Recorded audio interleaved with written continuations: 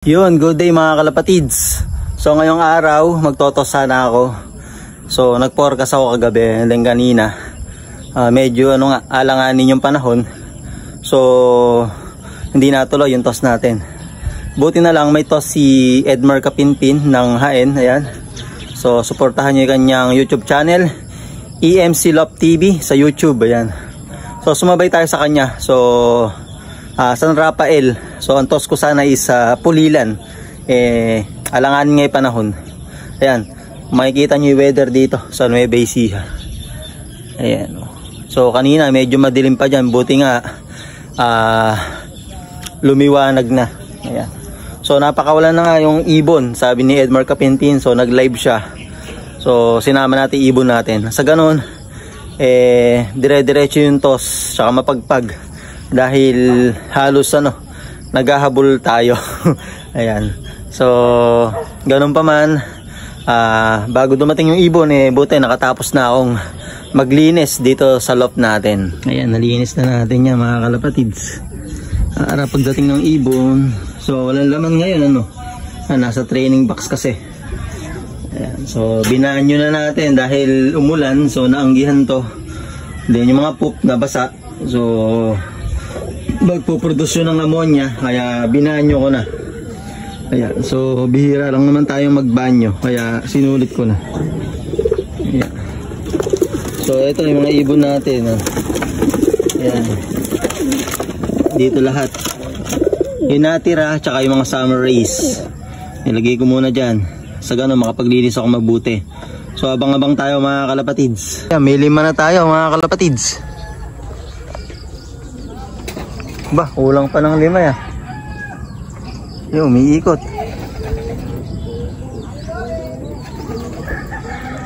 Ayun na.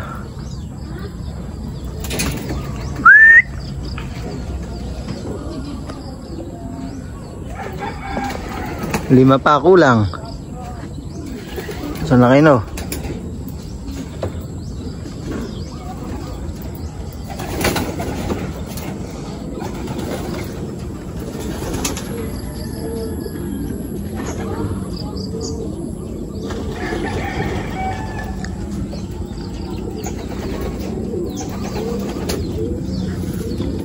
Baba na.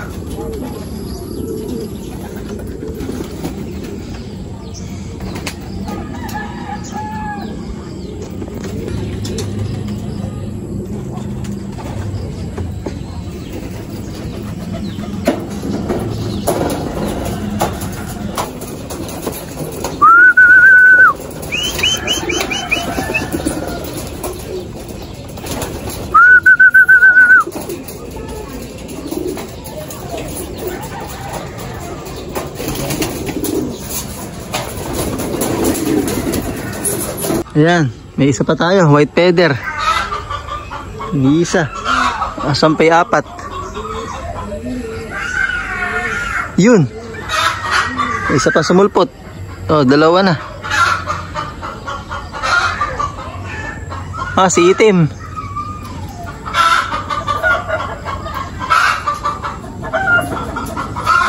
Si itim nga. Bah, bakit lumagpas? Ayan, bumalik.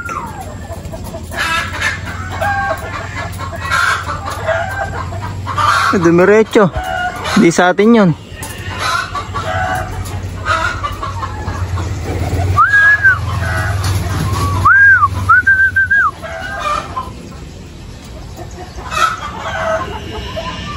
Si white feather. Yun, good job. Eto na si itim. Galing ng malayo.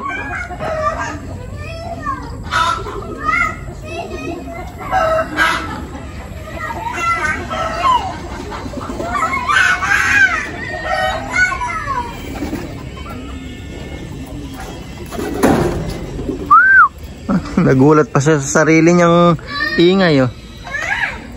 Lumipad ulit. Umalabog.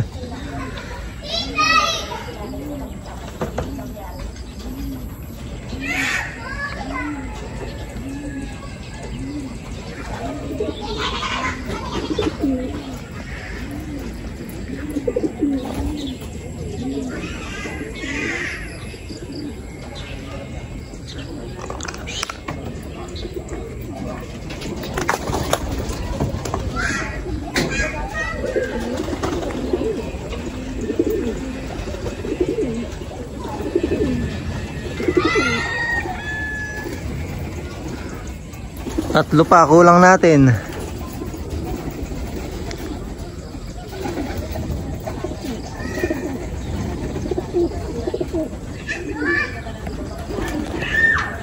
Tagal umikot. Baba na.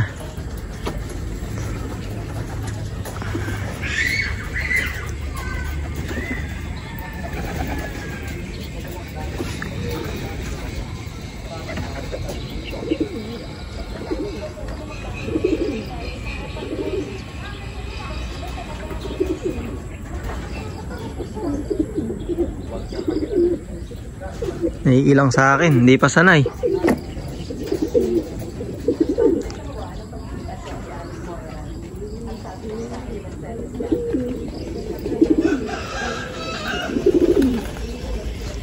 Naiilang si Loco.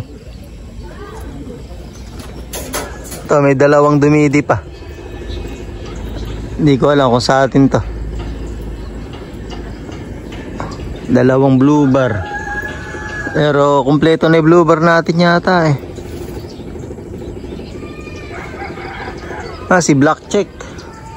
Ito isa siguro. Hindi ko sure kung sa atin yung isa. Sa atin din siguro.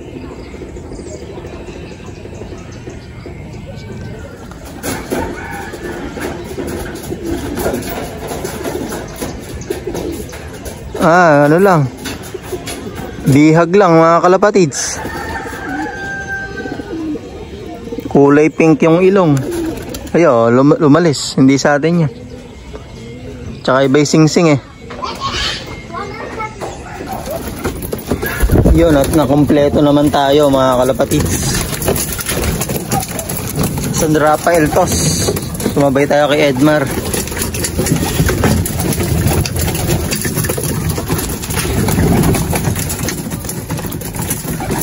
Yan, na-late lang si si Black Grizzle.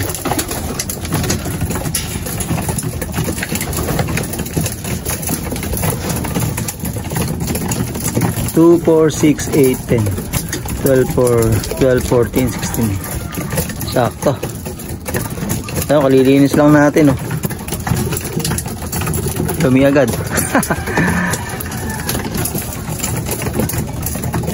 Okay, kain.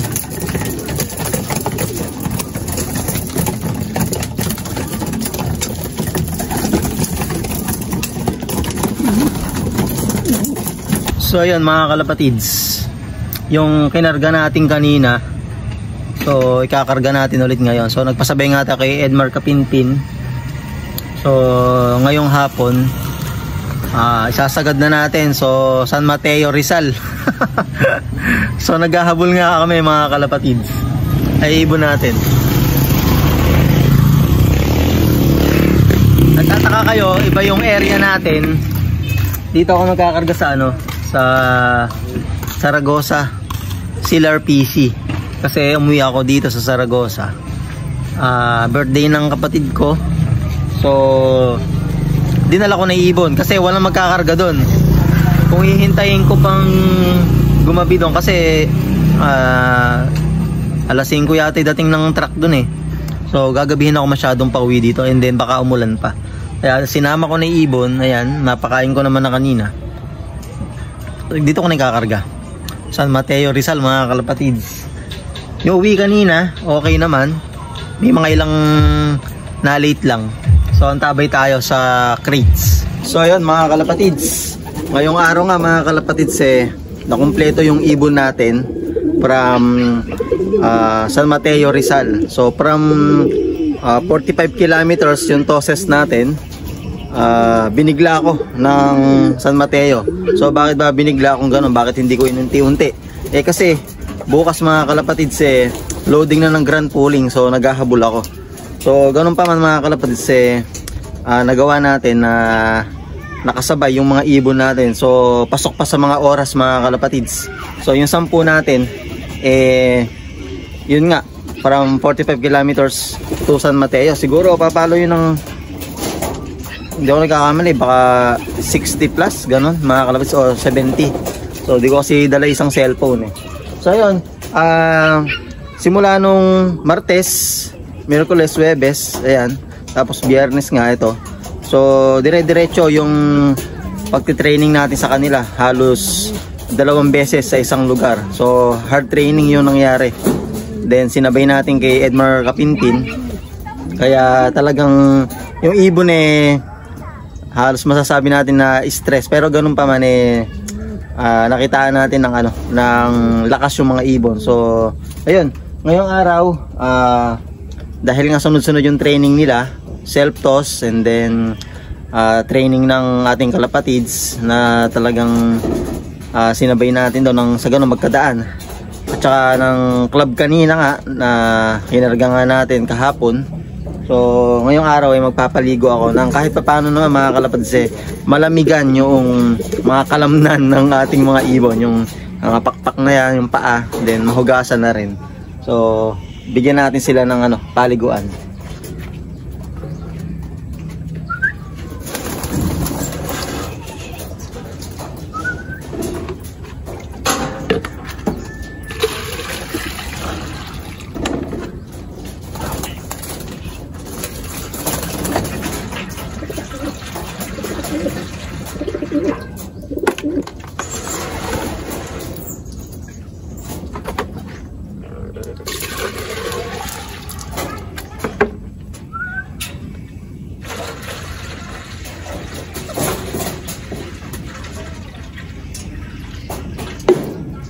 So tingnan natin mga kalapatids kung maliligo sila, kasi first time nilang makita yung paliguan na yan, kaya naninibago, hindi sila agad pumupunta. Pero itong itim pero parang gusto niya.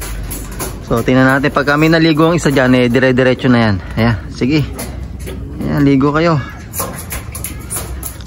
Pag naligo yan mga kalapatids, ibig sabihin makondisyon pa ibon natin, and then lalo makakondisyon. Ayan, sige, puntahan nyo na. Ayan mga kalapatids. Ayun, uminom. Bagay, malinis naman yan.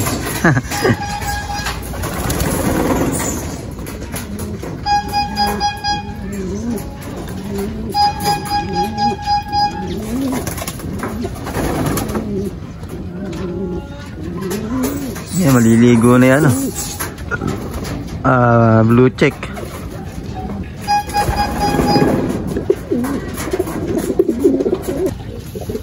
Ayan, tong-tong na. Basta may isang yun, uminom. Yeah, malinis naman yan Basta mayroong isang pumiglas-piglas dyan na yung parang animoy naliligo, sunod-sunod na yan.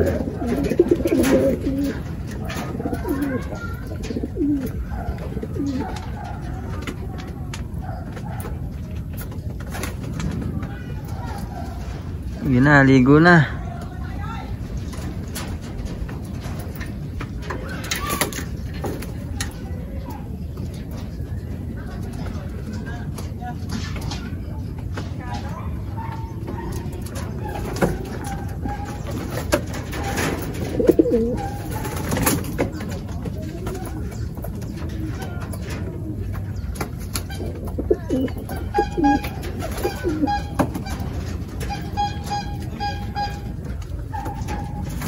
Yun mga kalapatids, tagumpay. Susunuran na yung mga yan. Nag-relax agad yung isa na tinraining natin.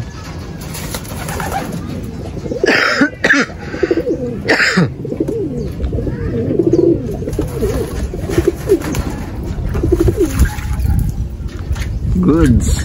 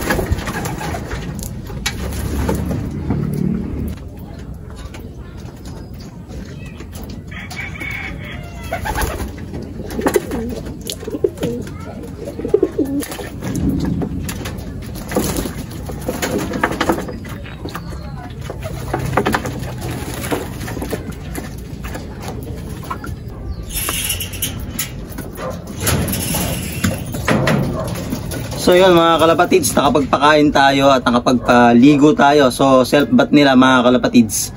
So kung makikita natin kanina sa video mga kalapatids, talagang naligo sila. So kahit pa paano napreskuhan yung mga ibon na to. Dahil nga sabi ko nga nung nakaraan tuloy-tuloy yung training sa kanila. So parang naging hard training.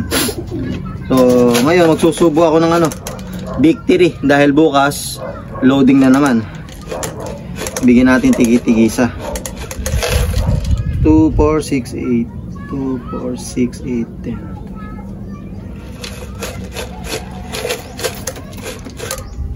10. Yun. Then hipuin na rin natin sila mga kalapatids.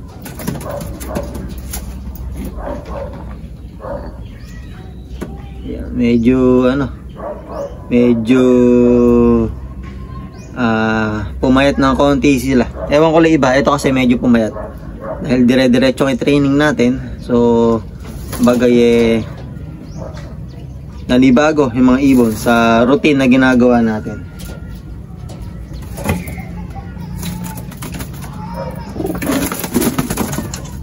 Ito malaki talaga ito Good job. Ayos yung pinakita nyo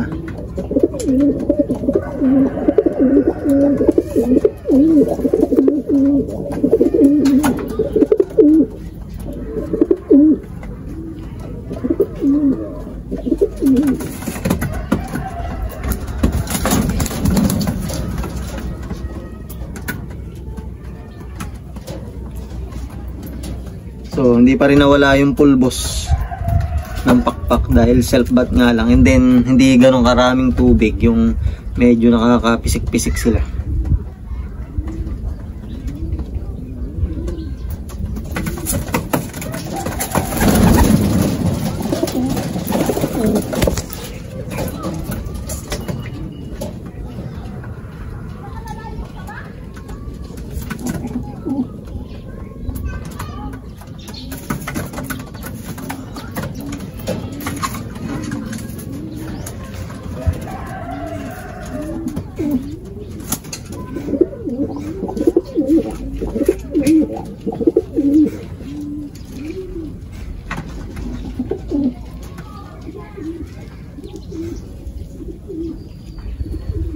Then white feather to, tsaka yun nabigyan ko na.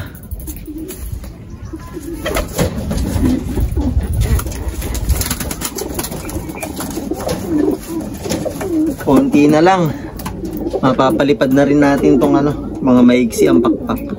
So halos kalahati na, mahigit. Kaya ayos na ayos.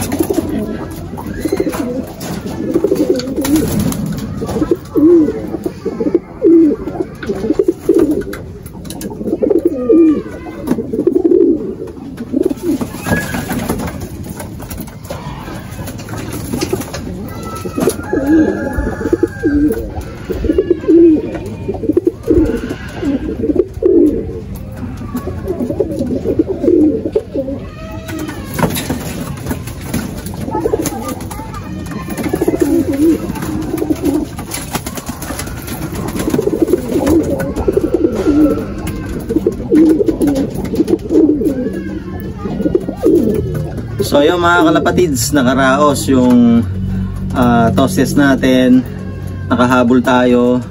So bukas loading na naman. So first lap grand pulling. So kita-kits tayo bukas mga kalapatids. Maraming salamat sa pagsama sa mahabang araw na to. Maraming salamat.